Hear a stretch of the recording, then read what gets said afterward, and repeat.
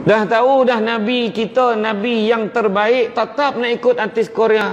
Hanya saya nak ikut artis Korea. Bayang artis Korea tu mati bunuh diri, kompom dengan aku. Dia mati bunuh diri. Ada pula anak Melayu Islam, dia pula nyalur lilin, dia pun nak mati sama. Apa kerja tu? Sorry, apa kerjanya tu? Kan? Tersamsul pula kan. Tapi macam tu lah dia. Kan? Hakikatnya kita ni silap kadang-kadang. Menangis, dia tak menangis. Dia tak menangis sebab anak tak boleh mengaji. Dia tak menangis sebab suami tak semayang. Dia tak menangis sebab isterinya tak menutup aurat. Dia tak menangis sebab satu keluarga tak boleh mengaji. Tapi dia boleh menangis tatkala zaman ni terkeluar daripada gegar baganza. Siap berdoa, ya Allah kau masuklah kembali dia dalam persaingan ini, ya Allah. Berdoa.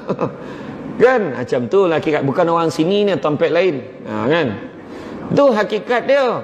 Hakikat kita hari ni tu sebab Nabi contoh ikutan terbaik. Liman kana yarjullaha wal yawmal akhir. Siapa yang nakkan rahmat daripada Allah, nakkan kembali kepada Allah, dan juga yaumal akhir, dan nak hari akhirat, wa zakarullaha katsira.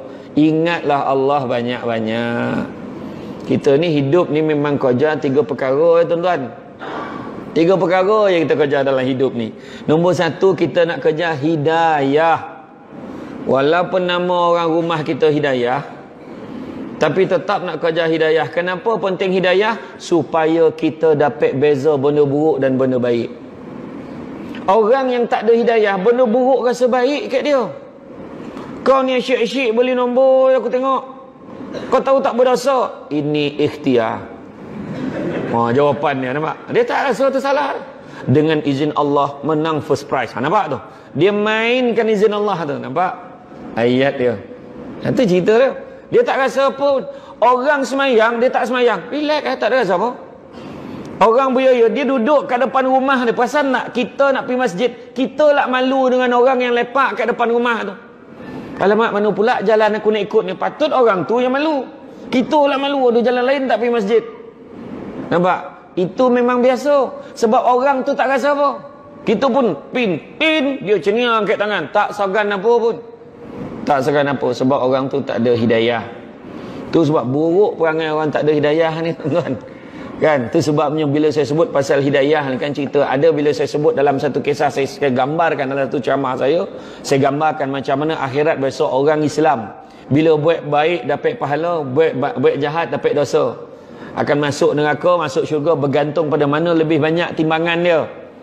Pada kalau orang kafir, kau baik macam mana pun tetap neraka. Saya kata itu. Jadi adalah yang angkat tangan. Kalau macam tu kesian lah orang yang lahir-lahir duduk dalam hutan. Lahir-lahir tu dapat agama lain. Dan dia tak ada peluang pun. Kan? Dia lahir-lahir duduk dalam hutan menyembah matahari, misal menyembah pokok misalnya, macam mana? Takkan dia tu apa? Takkan dia baik-baik tak dapat apa-apa? Jadi jawapannya tu Allah Ta'ala tanya, afala ta'qilun, apakah kamu tidak menggunakan akal? Adakah kamu tidak berakal? Ada akal boleh fikir. Apa kelebihan yang pokok tu boleh bagi kat kau sampai kau sembah dia? Apa kelebihan matahari tu sampai kau boleh sembah dia? Cuba fikir. Allah Ta'ala suruh guna akal kita untuk fikir. Itu sebenarnya. Jadi bila sebut macam tu, dia pun dah diam. Jadi saya kata tu keadaan yang kita fikir, apa kelebihan yang boleh bagi? Allah juga segala-galanya. Cari. Tu sebab ada saudara-saudara kita yang daripada agama lain, dia masuk Islam. Dia menangis bila fikir zaman jahil dia. Umur dia 30 baru kenal Islam. Umur 40 baru kenal Islam. Dia menangis. Fikir, ya Allah, kenapa aku jahil sangat dulu. Kita daripada kecil Islam, tak ada rasa apa. Relax.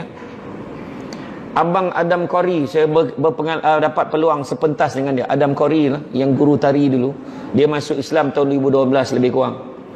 Dia masuk Islam 2012, puncanya dia minta, ya Allah, kalau Islam ni benar, kau tunjukkanlah ke aku Muhammad. Kata. Macam tu doa dia. Malam tu dia tidur, dia mimpi Nabi, dia rasa tu Nabi lah. Ada seorang lelaki datang, kemudian dekat belakang tu cahaya kuat sangat sampai dia tak boleh nak tengok muka orang tu siapa. Nampak cahaya tu kuat betul belakang. Dan kemudian dia tak sempat tengok muka, dia hanya dapat tengok sepasang anak mata tenang sangat. Dan dia yakin itulah Muhammad. Dan bila dia jaga pada tidur, dia tahu masuk pergi cari imam, cari ustaz, pergi masuk Islam. Dalam 2002 awal sampai sekarang 2018, baru berapa tahun? 6 tahun. Dalam tempoh 6 tahun dia dah berjaya mengislamkan 17 orang sahabat-sahabat dia. Cuba tengok kita yang duduk kat sini dah berpuluh tahun, berapa ramai dah yang kita islamkan semenjak kita jadi Islam ni lah.